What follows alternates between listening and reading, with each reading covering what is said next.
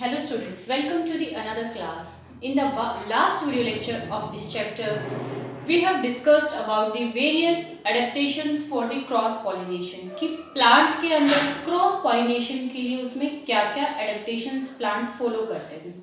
In today's class, we are discussing about the pollination by abiotic agents. Last class में हमने pollination के various agents को discuss किया था. उसमें हमने कुछ अबायोटिक एजेंट्स देखे थे और कुछ बायोटिक एजेंट्स. एबायोटिक एजेंट्स में हमने क्या कंसिडर किया था? Non living, that is wind and water. आज उन्हीं को डिस्कस करने जा रहे हैं हम कि जो एबायोटिक एजेंट से जब पॉलिनेशन होता है तो फ्लावर कैसा होगा, पॉलन ग्रेन्स कैसे होंगे, स्टिग्मा कैसा होगा, उन सब चीज़ों को देखते हैं स्टूडेंट्स. तो एबायोटिक एजेंट्स पॉलिनेशन किससे हो रहा है? आइदर विंड और वाटर से. तो देखिए, अगर इंसेक्ट से पॉलिनेशन होगा तो फ्लावर को बड़ा कलरफुल अट्रैक्टिव होना पड़ेगा, उसको नेक्टर प्रोड्यूस करना पड़ेगा ताकि बीज वगैरह इंसेक्ट उसकी तरफ अट्रैक्ट हो. लेकिन विंड और वाटर के केस में कुछ ऐसे करने की जरूरत है फ्लावर को? नहीं है. तो क्या होना चाहिए? The flower should need not to be colourful. उसको कलरफुल होने की जरूरत नहीं है. नॉट सेंटेड मीन्स कोई जरूर नहीं है उसमें से कुछ ऐसा स्मेली सब्सटेंस प्रोड्यूस हो जो उसको इंसेक्ट्स को अट्रैक्ट करता है. वैसे कोई अट्रैक्शन की जरूरत नहीं है. नो नेक्टर ग्लैंड्स की भी जरूरत नहीं है. Flowers are not attractive. एक लाइन में हम कहना चाहिए तो कोई जरूरत नहीं है कि फ्लावर्स अट्रैक्टिव हो. सेकेंड, जो एबायोटिक एजेंट से पॉलिनेशन हो रहा है, विंड वाटर से पॉलिनेशन हो रहा है, तो यहाँ पे क्या होता है स्टूडेंट्स? चांस फिनोमिनन होता है कि पॉलन ग्रेन स्टिग्मा तक पहुंचे ना पहुंचे. क्योंकि विंड तो जरूरी नहीं हमेशा एक ही डायरेक्शन में फ्लो करे, ऐसा कोई नेसेसरी तो नहीं है. तो इसीलिए ये जो फिनोमिनन है ये कैसा होता है? जो एबायोटिक एजेंट से होता है वो कैसा होता है? नॉन डायरेक्शनल है. और साथ ही साथ this is a chance phenomenon. By chance हो सकता है कि राइट वैरायटी के राइट स्पीशीज के पॉलन्स उसी स्पीशीज के स्टिग्मा पे फॉल कर भी सकते हैं, नहीं भी कर सकते हैं. तो it's a chance phenomena and it is non directional. अब यहाँ पे क्या है स्टूडेंट्स? चांस फिनोमिना है, नॉन डायरेक्शनल है. इसीलिए जो पॉलन ग्रेन्स होते हैं they need to be produced in large amount. क्योंकि यहाँ पे वेस्टेज ज़्यादा होती है तो पॉलन ग्रेन्स लार्ज अमाउंट में, इनॉर्मस अमाउंट में प्लांट को प्रोड्यूस करने पड़ते हैं. नेक्स्ट, यहाँ पे there is a great loss of pollen grains. Pollen grains का यहाँ पे लॉस ज़्यादा होता है. तो हमने स्टूडेंट्स दो एबायोटिक एजेंट्स को स्टडी किया था, that is wind and water. और जो विंड से पॉलिनेशन होती है, उस टाइप की पॉलिनेशन को हम क्या कहते हैं students? We call that as anemophily. क्या बोलेंगे? एनिमोफिली. जब वाटर से होती है तो उसको हम क्या बोलेंगे? वाटर के लिए टर्म यूज की जाती है हाइड्रो. तो उस तरह की पॉलिनेशन को हम क्या कह देंगे? We call it as hydrophily. तो मोस्टली एबायोटिक एजेंट्स में हम क्या डिस्कस करेंगे? We will discuss about anemophily and hydrophily. Anemophily is most common. Mostly plants में एनिमोफिली या एयर के थ्रू ही, विंड के थ्रू ही पॉलिनेशन होता है. तो this is most common. And hydrophily is very rare. बहुत रेयरली प्लांट्स के अंदर वाटर से पॉलिनेशन होता है. It is very rare kind of pollination. तो मोस्टली प्लांट्स में किसके थ्रू होता है? विंड के थ्रू होता है. चलिए स्टूडेंट्स, एक और चीज देखिए.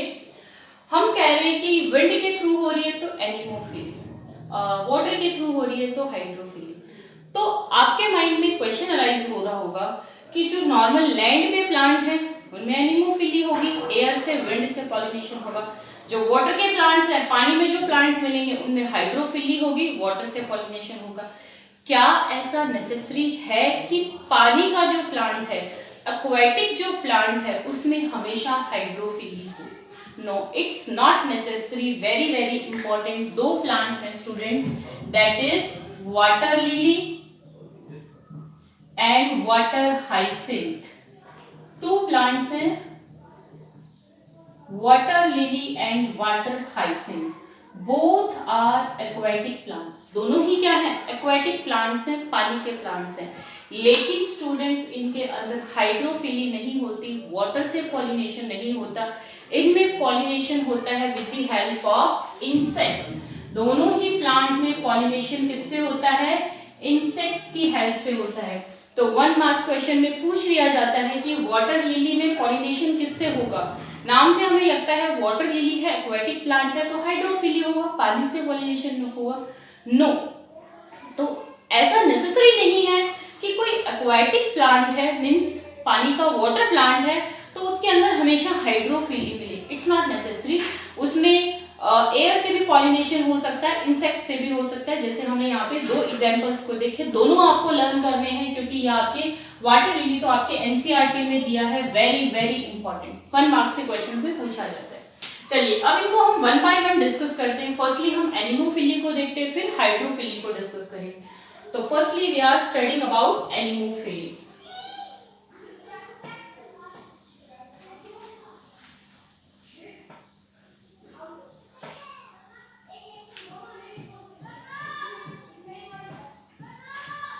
एबायोटिक एजेंट में फर्स्ट है स्टूडेंट्स एनिमोफिली। एनिमोफिली, तो अब आपको नाम से पता है anemophily, it is a kind of pollination in which pollination occurs with the help of wind और वाटर, विंड और एयर। पॉलिनेशन किसकी हेल्प से होगा? विंड या एयर की हेल्प से होगा। एग्जाम्पल्स हम डिस्कस करते हैं किन में मिलता है। It is most common in grasses, grasses के अंदर मिलता है ये। और ये मिलता है सीरियल्स, जो सीरियल्स हैं हमारे लाइक मेज, व्हीट, उनके अंदर मिलेगा।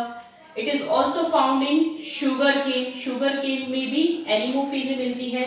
बैम्बू, सारे एग्जांपल्स हमें लर्न करने हैं। And most of the gymnosperms, और you can say all gymnosperms, mostly gymnosperms में भी क्या मिलता है? एनिमोफिली। तो examples very important, grasses, maize, wheat, bamboo, sugar cane. Gymnosperms में पॉलिनेशन एयर या विंड के थ्रू होता है।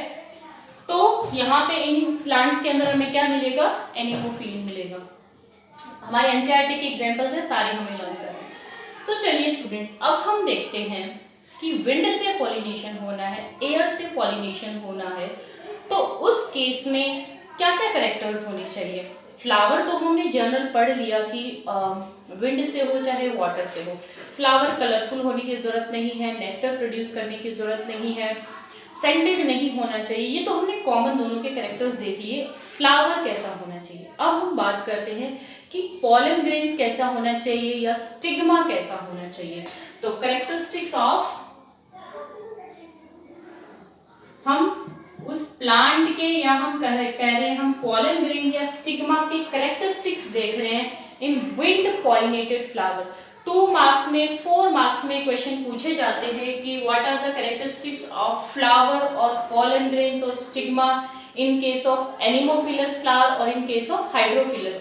तो कैरेक्टरिस्टिक्स, पॉलन ग्रेन कैसे होनी चाहिए, स्टिग्मा कैसे होनी चाहिए, तो आप ही मुझे बताइए पॉलन ग्रेन्स कैसे होने चाहिए। बहुत भारी हैवी पॉलन ग्रेन्स होंगे, जैसे पॉलिनियम बन गया था कैलोट्रोपिस के अंदर, तो जब बहुत हैवी होगा क्या वो विंड से एयर से उड़ के जाएगा? नहीं, जुड़ जाए, उड़ के जाएगा। तो पॉलन ग्रेन्स कैसे होने चाहिए? Pollen grains should be light. कैसे होने चाहिए? लाइट, हल्के होने चाहिए। दे शुड बी स्मॉल, छोटे होने चाहिए। बड़े बड़े होंगे तो कैसे उड़ के जाएंगे? They should be dry, sticky नहीं होने चाहिए वरना किसी भी सरफेस से स्टिक कर जाएंगे। और यू कैन से non sticky, pollen grains non sticky होने चाहिए। And they should be unwettable, unwettable होनी चाहिए। ये तो हमने देखे पॉलन ग्रेन्स कैसे होनी चाहिए। चलिए अब हम बात करते हैं स्टिग्मा कैसा होना चाहिए इसका। स्टिग्मा, अगर सपोज करो स्टूडेंट्स कोई फ्लावर है, ये फ्लावर है, अगर स्टिग्मा इसके अंदर है, बहुत ज्यादा अंदर है, तो हवा तो बाहर से उड़ के चली जाएगी, क्या पॉलन ग्रेन्स उस तक रीच कर पाएंगे? नहीं कर पाएंगे। इसीलिए जो विंड पॉलिनेटेड फ्लावर्स होते हैं उसमें स्टिग्मा कैसा होता है? लार्ज होता है, बड़ा होता है और बाहर की तरफ निकला हुआ होता है। इट मीन्स वेल एक्सपोज्ड होता है, बाहर की तरफ निकला हुआ होगा ताकि एयर से जितने भी पॉलन्स आ रहे हैं वो उसके ऊपर चिपक सके, उसके ऊपर लैंड कर सके। तो स्टिग्मा कैसा होना चाहिए? इट शुड बी लार्ज होना चाहिए, फेदरी होना चाहिए, फेदरी ताकि उसका सरफेस एरिया बढ़ जाए, and it should be well exposed, बाहर की तरफ एक्सपोज होना चाहिए। ये नहीं है फ्लावर में अंदर की तरफ है, अंदर की तरफ है तो उसमें कैसे पॉलिनेशन होगा? विंड से बहुत कम होगा, रेयर होगा। तो it should be well exposed, बाहर की तरफ एक्सपोज्ड होना चाहिए। और यू कैन से कैसा होना चाहिए? फेदरी, या फिर कैसा होना चाहिए? हेयरी। ये फेदरी हेयरी क्यों लिख रहे हैं हम? ताकि उसका सरफेस एरिया बढ़ जाए, ज्यादा से ज्यादा पॉलन्स को अट्रैक्ट कर पाए। चलिए, पॉलन ग्रेन्स किसमें बनने चाहिए? लार्ज अमाउंट में बनने चाहिए, कम बनने चाहिए? लार्ज अमाउंट में बनने चाहिए स्टूडेंट्स। कम बनेंगे, लिमिटेड बनेंगे, तो ये तो चांस फिनोमिनन है, पता नहीं वो पहुंच पाएंगे या नहीं पहुंच पाएंगे। तो pollen grain should be produced in large amount, produced in large amount में पॉलन ग्रेन्स बनने चाहिए। नेक्स्ट, ये जो पॉलिनेशन है थ्रू द विंड या एयर, यहाँ लार्ज अमाउंट में पॉलन ग्रेन्स बनते तो हैं, लेकिन maximum loss of pollen grain भी किसमें होता है? इसी एनिमोफिलस फ्लावर्स के अंदर होता है। तो यहाँ पे मैक्सिमम लॉस ऑफ पॉलन या पॉलन ग्रेन्स, क्योंकि विंड से पॉलिनेट हो रहे हैं तो लॉस के चांसेस ज्यादा हो सकता है पॉलन्स इधर उधर कहीं चले जाएं, जो अप्रोप्रिएट वैरायटी का स्टिग्मा है उस तक पहुंच पाए या नहीं भी पहुंच पाए। तो maximum loss of pollens occur in this case of flowers. Next, अभी जैसे हमने डिस्कस किया था, नेक्टर इज एब्सेंट। कोई जरूरत नहीं है कि प्लांट नेक्टर प्रोड्यूस करे, नेक्टर ना भी बनाएगा तो भी सेंटेड, कोई जरूरी नहीं है फ्लावर सेंटेड हो नेक्टर प्रोड्यूस करे। नेक्स्ट, मोस्टली ये जो प्लांट्स हैं इनकी ओवरी के अंदर सिंगल ओव्यूल मिलता है, तो their ovary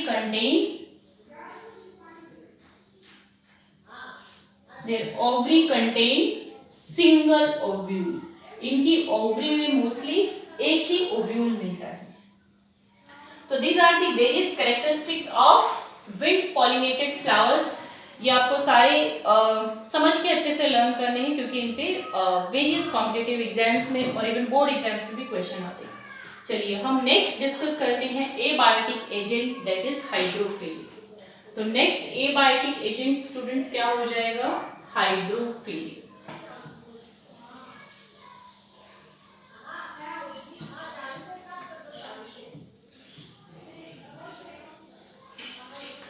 हाइड्रोफिल, second one is hydrophil. अब आपको पता है स्टूडेंट्स हाइड्रोफिली क्या होता है? तो it is the process in which pollination occurs with the help of water. यहाँ किसकी हेल्प से होगा? वाटर की हेल्प से। अब हाइड्रोफिली दो तरह का हो सकता है, इट मे बी एपीहाइड्रोफिली, या फ्लावर को हम बोल सकते हैं एपीहाइड्रोफिलस, या हो सकता है हाइपोहाइड्रोफिली। रटने की जरूरत नहीं है स्टूडेंट्स, आप टर्म्स को समझ के उसको लर्न कीजिए। देखिए, हाइड्रोफिली क्या हो रहा है? वाटर से पॉलिनेशन हो रहा है। एपीहाइड्रोफिली मींस पानी में सरफेस पे हो रहा है, पानी में ऊपर हो रहा है। तो यहाँ पॉलिनेशन कहाँ होगा? On the surface of water. यहाँ हाइपोहाइड्रोफिली पानी में अंदर, जो प्लांट है वो अंदर डूबा हुआ है, उसके पानी के नीचे, सरफेस के नीचे पानी के अंदर पॉलिनेशन हो रहा है, तो इसको हम क्या कहेंगे? हाइपोहाइड्रोफिली। तो यहाँ pollination occur on the surface of water, पानी के सरफेस पे होगा। और इसका मोस्ट कॉमन एग्जांपल है जो भी हम डिस्कस भी करेंगे, that is vallisneria. Sorry students, vallisneria. और हाइपोहाइड्रोफिली इनसाइड द वाटर, यहाँ पॉलिनेशन पानी के अंदर होगा। और इसके मोस्ट कॉमन एग्जांपल्स हैं students zostera, hydrilla and Ceratophyllum. Every example is important because all these examples are given in your NCERT book. सारे examples हमें learn करने हैं। तो वाटर के सरफेस पे vallisneria, inside the water zostera, hydrilla and ceratophyllum. हम दो flowers को डिस्कस भी करेंगे, दो प्लांट्स को, ज़ूस्टेरा को और वेलिस्नेरिया को, दोनों का एक एक एग्जांपल ले लेते हैं, हाइपोहाइड्रोफिली और एपीहाइड्रोफिली का। जैसे पहले हमने एग्जांपल लिया ज़ूस्टेरा प्लांट के अंदर क्या होता है। ज़ूस्टेरा ये प्लांट कैसा है, सबमर्ज्ड प्लांट। कैसा है, submerged monoecious plant, submerged monoecious plant है। जैसे सपोज कीजिए स्टूडेंट्स, ये वाटर है, ये है पूरा वाटर, इसके अंदर प्लांट प्रोड्यूस है, प्रेजेंट है, सॉरी, ये इसमें प्लांट प्रेजेंट है। सबमर्ज है, सबमर्ज मीन्स पानी में डूबा हुआ है।